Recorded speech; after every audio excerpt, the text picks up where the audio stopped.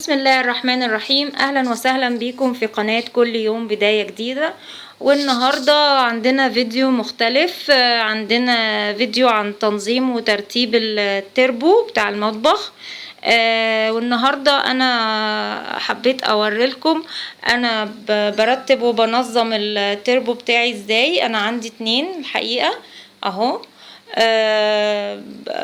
بحط فيهم حاجتي ازاي، هوريكم. نبتدي نفتح اول تربو. الاول هنا انا بحط عليهم مفارش من اللي هي الرول ديت، بقصها على قدها وبفرشها عشان تخلي شكله حلو ونضيف وتحافظ عليه. هنا انا حاطه الكاتل والميه المعدنيه، لان الكاتل كان عامل لي زحمه على الرخامه، فحطيته هنا جنب الفيشه. وهنا مش حاطه حاجه، حاطه الطباخ بتاعي، دي ملاحات، بس الحقيقه لما بحط الملاحات بتوقع الطباخ، فانا خليته ماسك السبت فاضي كده. وهنا الشوك اللي هي بتاعت الزيتون والفاكهه والحاجات ديت، خلة السنان معاها.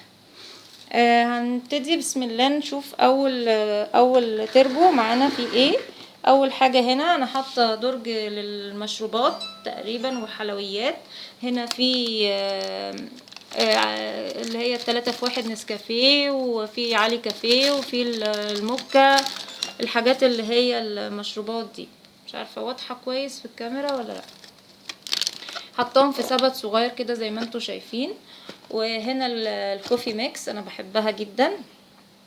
وجوه هنا في اللبن البودر، الحقيقة انا بحطه احتياطي عندي في البيت، لان ساعات بحتاجه في الحلويات، ساعات بيبقى ما عنديش لبن فبستخدمه يعني. وده مش لبن نيدو هنا، لا ده لبن اسمه المدهش من بره يعني، بتجيبولي اختي من سلطنة عمان.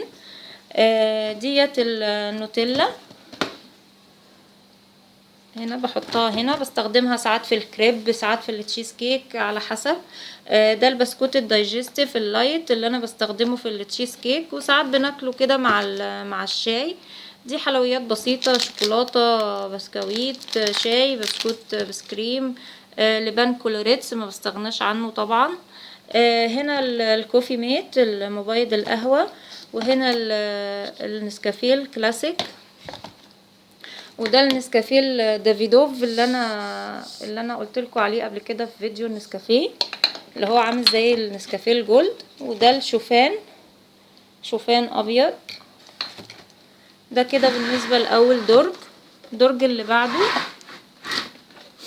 هنا برضو مشروبات. هنا ده اللبن البودر اللي بقول لكم عليه، بفضي كيس وبخلي كيس كده في المقفول.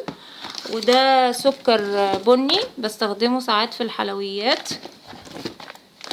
وهنا السبت ده في البيكنج باودر والفانيليا والخميرة الفورية. وفي هنا بقى بواقي فلوس، اكياس تانجم الصغيرة، في نسكافيه برضو ده باقي فلوس. ودول كانوا بقيت علبة شاي اخضر اللي هو التوينجز ده، فرميت العلبة واخدة مساحة على الفاضي وحطيتهم هنا.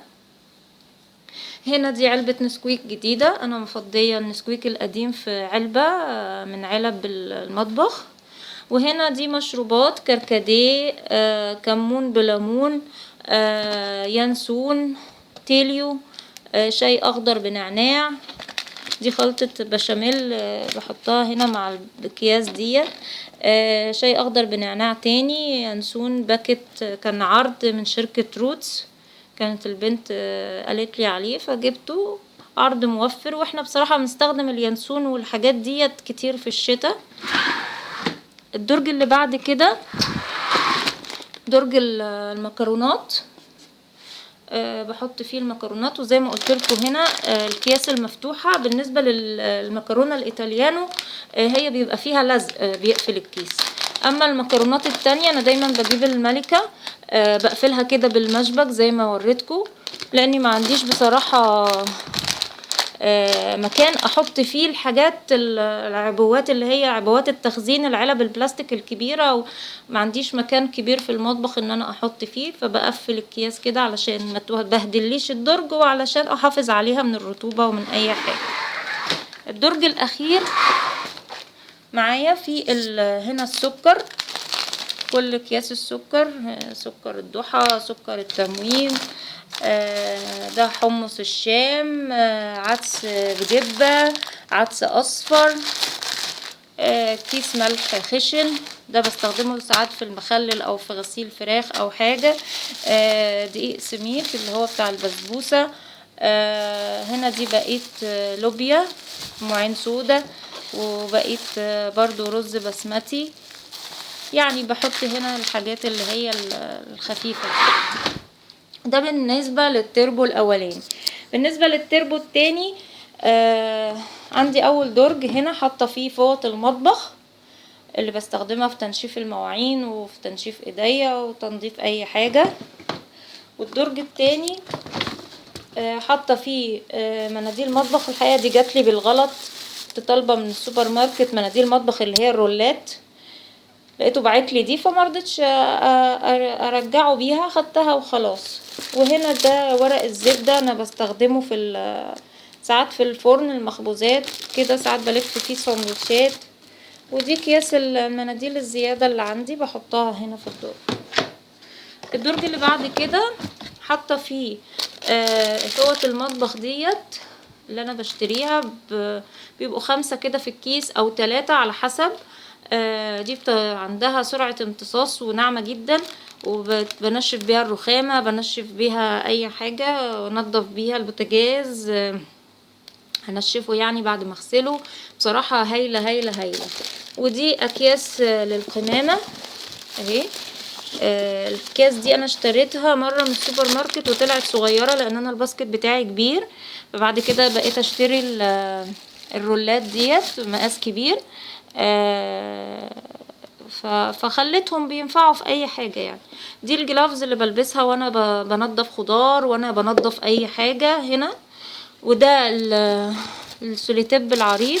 وديت جلافز برضو بس مقاس كبير، جبتها وطلعت كبيرة عليا. ودي مفارش السفرة بالمتر كده، هي بفرشها على السفرة للأكل، أو بفرشها لما بكون بنضف خضار أو بنضف حاجة وبلم المفرش وارميه على طول. هنا دي المشابك الصغيرة اللي أنا قلتلكوا عليها، اللي بقفل بيها الأكياس المكرونة والحاجات دي. وده الاسترتش اللي بغطي بيه الأكل، بصراحة هايل وأنا مبستغناش عنه خالص. بغطي بيه الاكل اللي باقي، بغطي بيه حاجة في التلاجة، بيحافظ على الاكل وبيحافظ على الخضار وبيمنع الروايح في التلاجة. دي واحدة مفتوحة وواحدة مقفولة، وهنا برضو ورق الفويل، واحدة مفتوحة وواحدة مقفولة. بعد كده عندي درج المعلبات. الدرج ده بحط فيه مثلا علب الصلصة اللي بستخدمها، بحط فيه الكورن فليكس، ده الكيس المقفول. عندي كيس مفتوح ببقى حطاه في برطمان ازاز مغلق محكم الغلق يعني. دي الكيكة بتاع دريم اللي انا كنت شارياها مع كيكة الشوكولاتة، لسه ما عملتهاش. ده اللي عايزه اقول لكم عليه، ده المشبك ده جاي مع الكورن فليكس، عشان لو اخدتي من الكيس والبرطمان مثلا ما كفاش ولسه في كيس مفتوح، بيتقفل بده علشان يمنع دخول الهواء وما يرطبش الكورن فليكس. هنا بقى ال اسمه ايه ده، بسم الله الرحمن الرحيم، الكريم شانتيه بالفانيليا بالفراولة. بجيب دايما الحاجات دي عشان بستخدمها في الحلويات. هنا دي القشطة اللي انا بستخدمها في التشيز كيك اهي. ديت كريم كراميل، بتاع ده كاستر بالفانيليا، بس ده تاج الملوك، وده كاسترد دريم. الاتنين حلوين بصراحة. هنا ديت علب فول محفوظة، يعني بخلي عندي علبة او علبتين كده، لان ساعات بيبقى ما عنديش وقت اشتري علب، اشتري فول من الجاهز، ومش بدمس بصراحة علشان انا مش قاعدة هنا على طول، فما عنديش وقت ان انا ادمس فول وكده. ده كيس تانج. وهنا ده الجيلي والايس كريم والكريم كراميل والجيلي بكذا نوع يعني، اناناس، فراولة، ايس كريم فراولة، ايس كريم شوكولاتة. فده يعتبر درج للمعلبات. اخر درج معايا هنا بحط فيه القوارب البايركس بتاعتي، لاني انا بستخدمها على طول في المطبخ، وكمان ما عنديش مكان ليها احطها في الدرج بتاعه المطبخ، فبحطها هنا بتبقى قريبه ليا. وكمان البولات البايركس ديت اللي بستخدمها بعمل فيها سلطه، بضرب فيها بيض، بعمل فيها اي حاجه. والسلاطين بتاعه الشوربه كمان بيبقوا هنا اسهل لي وقريبين مني، بدل ما افضل رايحه جايه احطهم في النيش، فبخليهم هنا قريبين مني. والاطباق طبعا في المطبقيه بتاعتهم، فكده بيبقى بالنسبه لي سهل وقريب. كده انا استعرضت معاكم التربوهين. بتمنى اكون افدتكم ووريتكم ازاي بنظم حاجتي فيهم، وان شاء الله اشوفكم في فيديو جديد. ما تنسوش تعملوا لي لايك وشير وسبسكرايب، ومستنيه تعليقاتكم. انا ما بشوفش اي تعليقات وده مزعلني قوي. مستنيه اشوف تعليقاتكم، واشوفكم على خير في فيديو جديد. والسلام عليكم ورحمه الله وبركاته.